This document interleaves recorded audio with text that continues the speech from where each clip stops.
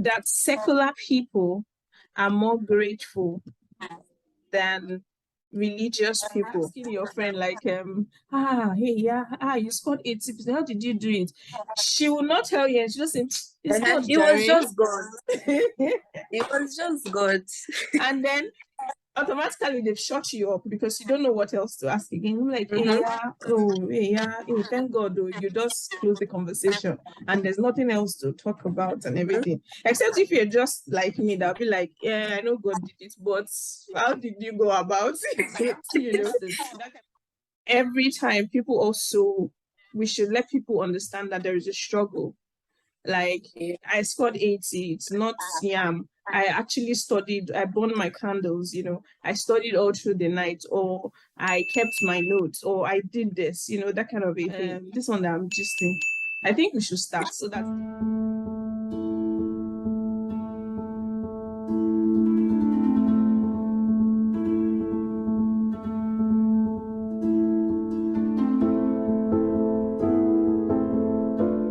Welcome to another edition of PSL Talk Show. My name is Apola Kemi, and with me today is Adebola.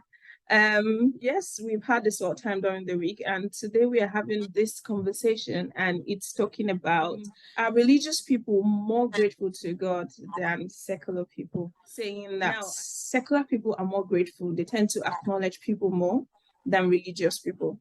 And the question we'll ask is, who are religious people? So I try to do a bit of research to understand what people think about what religion means and who we identify as religious people. I think the general notion is that religious people are people who believe in a particular doctrine, they are part of a particular community, and they have strong beliefs in a particular system. And there is also the set of people that are called spiritual people.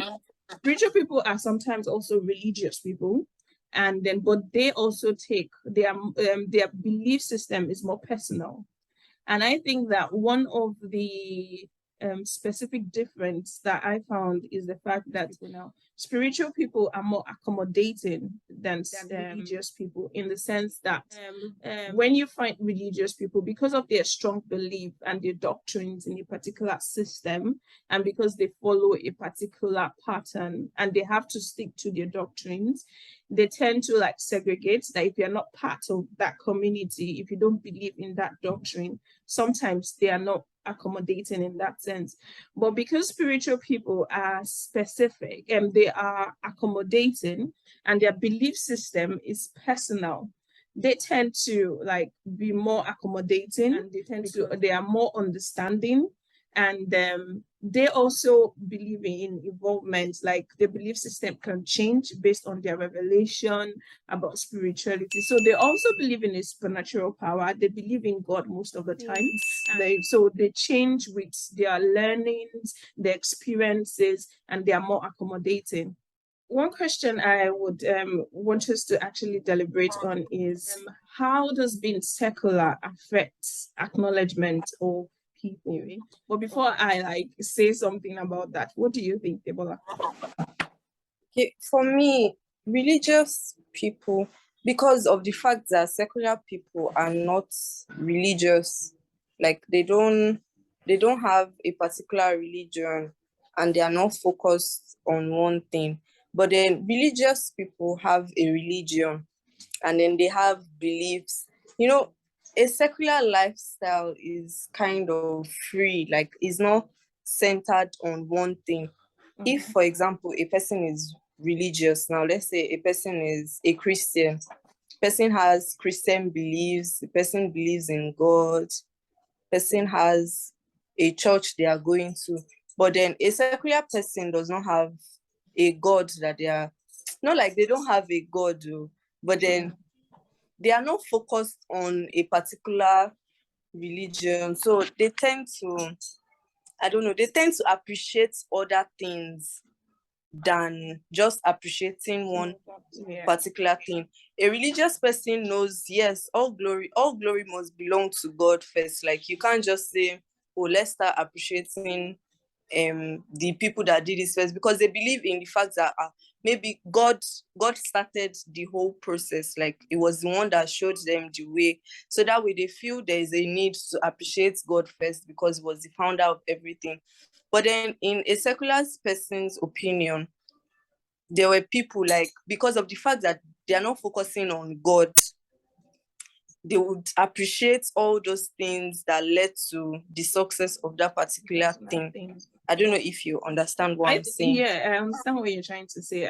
When I thought about that, I felt like, obviously secular people rely on people, so to say, in quotes. Yeah. So they tend to like, while a religious person probably going to church or whatever community that they go, maybe that's where they go often, because that's where their belief system is. That's where they feel like the power is coming from and everything. A secular person probably goes to parties, go to the bar because he wants the network. He's trying to, so he appreciates that, oh, this person did this for me, because he is just looking from that angle, that is this person that got it done, you know. At the back, actually, I would say that I've met few people that are like secular, but I know that we kind of give names to these things, but they're secular. But when you speak to them, they also believe in God, because sometimes they acknowledge God. It's just that might not just be the focal at that particular point in time. So, or maybe after they thank God, they are also emphasizing that this person did this for me. And I think they appreciate people the more.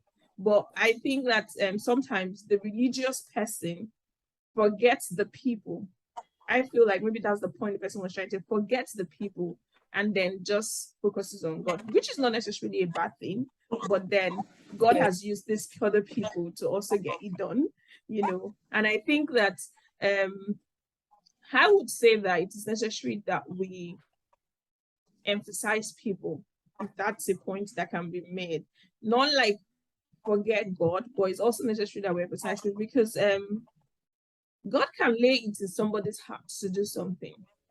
Let's not forget that God wouldn't necessarily force somebody to do something for you. So God can lay it to somebody's heart to do something, but then the person can choose to do it or not. So that the fact that the person chose to do it, I think, is what being grateful for, is what acknowledging, saying that, Sister Debola, thank you so much for what you did for me. Like, even after you thank God and everything, you also say, Sister Debola, thank you so much. I appreciate what you did for me. Because not everybody will actually go the extra mile to do one or two things for us. And I don't know, are there times whereby you have actually asked somebody to do something for you and the person refused? Yes. I'm very sure most of us have had the, yeah. And that is, and sometimes you will actually think that this person has the ability or the resources to do it, but still refuse to do it for you. It also means that maybe God has not placed it in the person's mind to do it. Or maybe, yeah, the person can, and the person doesn't want to, but that is something. But I think that was something we're talking about. But then, why is it difficult? Or if there are any instances whereby religious people find it difficult to acknowledge people, why would it be difficult for religious people to acknowledge people? I think one, because it's already a norm. Like, you might want to acknowledge those people, but because you know that on a normal day, what they do is they acknowledge God first. So you decide to follow the crowd as per, oh, this is how it's meant to be. You're meant to acknowledge God first, even though this person tried, like this person put a lot of effort in this thing, but because everybody says you have to acknowledge God first. And then another thing is how you feel about it. You might feel, yes, the person put a lot of effort in it, but then it's not what, does it make sense to you? Like, it's not what, as you're saying it, I think it's okay, the person, yes, so the person tried, the person contributed a lot, but then at the same time, the person might not feel there is a reason to necessarily appreciate, or how do I put it now? Necessarily if you cite an example. Yes. Okay, so let's say there is a project now, and then you've been trying to do different things in this particular project. Then someone comes up with the idea that, okay, let's try this out. And that thing actually works. And then the project is successful. Yes, it was that person's idea. But then you just feel like it's not really, maybe because the person is not really a part of the project. Like the person just came randomly. So you feel like this person is not really a major part of this project. But then we used the person's idea and it was successful. So there's really no need to, you can appreciate the person and tell them thank you for the idea. But to now like make it a major thing, you feel there is no need to do it. But then I feel it's basically because it's a norm already. Like people see it as God must be first, so God has to be first. So if I go by what you just said, that people see it as God must be first. So is it that they're just doing it religiously, but their heart is not in it?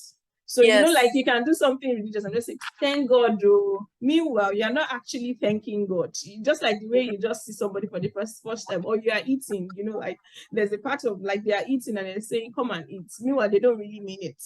Yeah. Is it that people have now turned into it's almost like a pickup line for everybody. Maybe they want to do vote of thanks now, and then it comes to the person by they just pick the person at random. Oh, you come and do the vote of thanks. You notice that the first thing they say is all glory belongs to God. We want to thank God for the success. It's just like a line everybody has in their head, like truly might not be coming from their hearts, like they're actually glorifying God, but just they're like, okay, let's start with this. Let's first glory to God. So that's how I think it's something people should think about, that when they're actually thanking God, are they actually thanking God? And honestly, what you just said, Kim, is worthy of note. Like, are we actually thanking God, or we're just doing the norm? Yeah. Another thing that came to my mind when you were talking about why people wouldn't want to acknowledge people. You know, sometimes when you there's some people that maybe you guys work together or they did something for you, but they did it not cheerfully. And sometimes the person receiving it will know that this person didn't do it cheerfully, but the person just did it. And you will feel the tension, but maybe because you really need that stuff, you had to receive it or accept that help or that service. But knowing fully well that this person is either expecting something in return, or this person did it because of Mr. Lagbaja or another person that said that they should do it or whatever. But you just feel like this person doesn't have, you know, that kind of a thing. I feel like sometimes people feel that way. I felt that way in certain circumstances, but I feel like in as much as we feel that way, I still feel like I still think that it is necessary for us to acknowledge and just leave that part, because the person has done it still anyway, but there's still a need to just thank the person and just let it go. But I think I felt like that, like sometimes somebody does something for you and you know that, nah, they have done it just because they expect something in return, or because of one thing or the other. Like there's a tension, like, you know, that is not cheerful, you know, it's not like, it's not coming from their heart, but they have just done it for whatever reason, for different factors. And you mentioned spiritual people earlier. At a point, I used to think religious people and spiritual people were the same, like there was no difference between them. But then later on, I started seeing like differences between being a spiritual person and then and I realized that you can be a religious person and not be a spiritual person. Yeah. So the major difference I noted from the two was that spirituality is more of an experience, and then religious, like, it's something you experience. You don't have a choice not to experience it. Like you have to.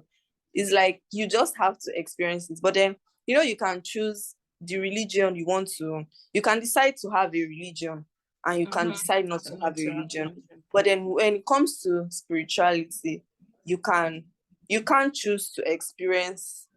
It just comes to you. Yeah, it just happens that, okay. So now, do you really think there's a difference between a religious person, a spiritual person, and a secular person? Or is it more of like a stage, a secular person, a religious person, then finally to being a spiritual person? Not necessarily. So this secular person, I don't know. I think people give secular to different things. As long as people can identify who you are or which organization or community or religion you belong to, they probably just categorize you into that secular box. And I think that's another topic for another day. But I would say that maybe if I was going to generally, if I was just going to like define who a secular person, maybe somebody that doesn't actually have a religion, doesn't haven't experienced anything, doesn't is not spiritual at the same time. Probably somebody that I can say that this is a difficult one because even if I say that like atheism, people that believe that there is no God, that's a religion on its own because it's a doctrine. So there's some set of people that believe that, and they have their own belief system, which I can say that is a religion in a sort of way because they have a belief, they belong to a particular community, and they think alike sometimes. So I'm very sure there will be a Facebook group for those kind of people because there are Facebook groups for so many things nowadays, and I'm very sure they must have created one. So a secular person, okay, for the sake of context, I would say that a secular person is somebody that doesn't believe in anything at all. So doesn't believe in anything at all, and I don't think such person exists. So now we're left with religion and spiritual. So when we say religion, there's a difference between religion and spiritual. So the reason why I'm not going to put them into stages is because people are born into religion, and until they experience God for themselves or experience certain things for themselves, sometimes they will not move to spirituality, whereby they take it personal and they define who God is to them and so many other things, you know. So, but then people are born into religion. Sometimes they grow old and they just keep doing certain things dogmatically because they've been taught to behave in that way. And they might not critically question it. They might not until they experience it, which would come with time. But I won't, will I say it comes to everybody or everybody allows it to come to them? But I think that different people will experience God in different ways. So I wouldn't want to say absolutely that everybody would. I believe everybody will experience God. So everybody will move from religion to spirituality. But then whether I'm going to give that an absolute answer is a different ball game because some people will probably just do things religiously and go like that. And they might not critically question a lot of things and they might not think about it beyond whatever they have seen literally. Just like we have in the Bible, like all the Pharisees and the Sadducees. And that's why even in the Bible at some point, it said that the letter killeth, but the spirit giveth life. So some people will just take things on the surface and will never look deep into it. You say go, is go. You say come, is come. They're not going to think twice about it. They're not going to like, why did you say so? Must I do this? You know, what's the meaning of this? They're not going to like think about it twice. Why they do that, I don't know. Whether it's a personality issue, whether it's something else, I really don't know. But there are different factors that could be responsible for that. But I believe personally that people would experience God, that people would at some stage in their life would move or would start questioning certain things that they've been taught or certain things that they have learned at some particular point in time, whether by the time they're 20 or by the time they start facing certain things in life. Everybody will have that point at which you would actually ask, is there a God? Or who is this God? Or why haven't I got this thing? Or why is this thing not happening to me? Or why is this happening to me? You know, that kind of a thing. And at that point, you start asking questions and you start developing and challenging your thoughts and you start, you know, knowing what this means for you or who God is to you, or whether you should continue to do this or not do this. But I would say that it is different. I don't want to put it as a stage. You can say you can move from religion to spirituality. Yes, you can move from religion to spirituality, because if we look at the age or how people move or how we grow and evolve, we can actually say that from religion to spirituality. And I'm going to put this in a family context, because at some point we didn't know our left from our right, and our parents would just tell us what we ought to do and what we don't have to do, you know. And then by the time you start growing, you start questioning it. Even by the time a child is 5, 6, 7, you say, don't jump, they ask you why. You say, don't cover that thing, why? And you say, don't sing, they will ask you why. You say, you can't be a drummer, they ask you why, you know, that kind of a thing. So at that point, that child is questioning why you said this or not. And at some point, whatever reason you gave to that child, the child will get to a stage, the child will come back to you and say, that your reason, I don't think it's true. It's not valid. It's not valid, you know. I feel like I can actually be a drummer because so person became a drummer and is successful, or whatever reason, you know, and that kind of thing. And I think at that stage, that child is thinking and, you know, and experiencing different things. And you would say at some point, all those questions, as simple as it is what will now make up the bigger questions as regards, is there a God? Who is God? I can remember my niece asking asking in the Bible study and saying that if you say that so they said that God is your father. So the Bible teacher was saying God is your father, and my niece was like, I already have a father. You know, so now at that point you have to start explaining, that, oh, your heavenly father and your earthly father, and like, why do I have to have an heavenly father and an earthly father, you know? And those are the questions, that question already, and before you know it, the child will start experiencing God, you know, and so many other stuff. And I think God will always express himself in our various activities, our challenges, you know, and also our victories. Yeah. Did I answer your question? Yes. Yeah. So how would you conclude this? More grateful. So religious people are more grateful than secular people. Yes or no? No, yeah. Religious people are not grateful. Religious people are more grateful, or secular people are more grateful to people. So that's secular people are more grateful to people, right? Secular people are more grateful to people than to God. But then religious people are more grateful to God than to people. Religious people feel God should come first because they feel he brought everything, like he made everything possible. So he has to come first. Like you should appreciate whosoever came up with the idea. Yeah. And for a religious person, God came up with the idea. So you have to appreciate God first. Yes, I agree with you. And I think that it is okay if we say that. I will conclude with this. I would say that we should acknowledge God.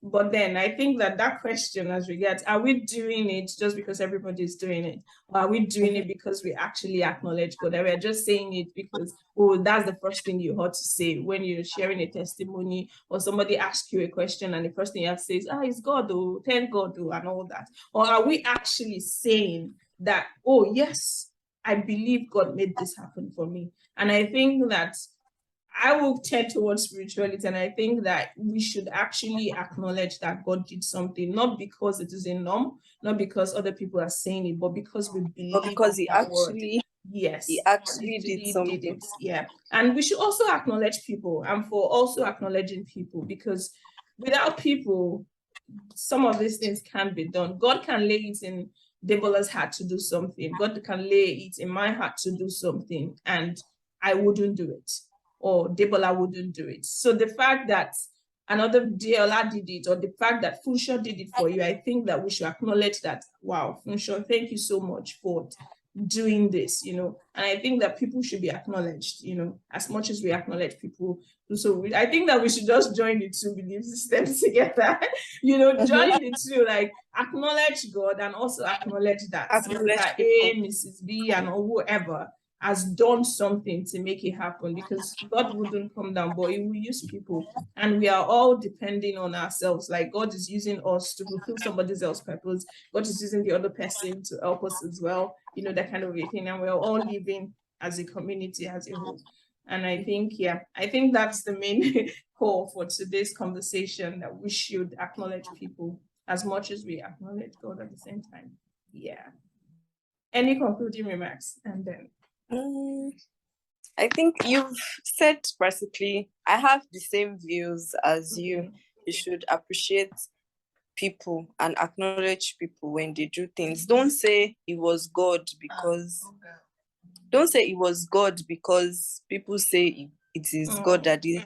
Say it was God because God actually did this thing. Because there are times when it's just your mind playing with you. Like God is there, but then in as much as, yes, you should appreciate Him, but then also acknowledge the fact that you did this thing. Don't just say, oh, it was God, oh, you left it in the hands of God and then He took control. You also have a part to play in it. So appreciate God, I think appreciate we will have yourself. that conversation as regards the part that we also play in making things happen. Because some people can actually be grateful to themselves. They don't know how to say that, oh, I've done a good job.